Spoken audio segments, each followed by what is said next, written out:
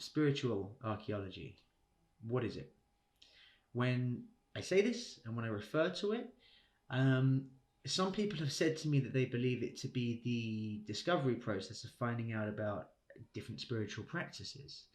And of course, the term, I'm not the first person to come up with this term. I believe it's been used in that context, but that's not the way that I use it. So, to give you an idea, when I talk about spiritual archaeology, what I'm talking about is the process that I will take one of my clients through, the process of really going inside as deep as possible and looking without judgment or expectation for different types of insight and understanding about you at your core. Because in my model of the world and my belief, and if you disagree, please do, but in my model of the world, when we get down to that level, whether you are a person of faith, whether you are a complete atheist, it doesn't matter. It cannot help but be spiritual, because you're connecting with your essence. And whether or not you buy into gods and the universe and the cosmic deliciousness and everything else like that is entirely irrelevant.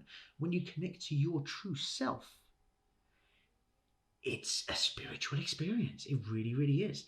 And the process of spiritual archaeology is to go and dig deep and connect with the absolute core of what is you. So these are the core driving factors that motivate you, understanding exactly what they are, why they are there, and what purpose they serve.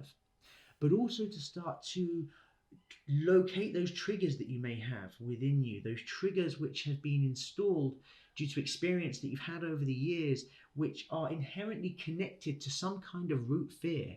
Often the trigger is actually triggering kind of a sensation in you which is just not useful.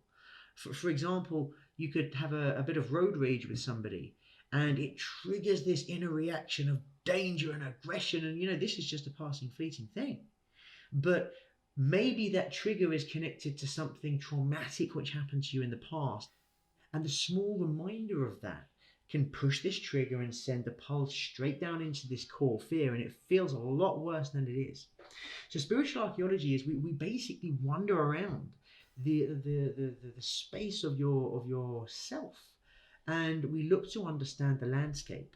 That's what this is. My role in this is not to project, it's not to bring ego, it's not to bring anything else other than a silent witness and guidance. That's all it is.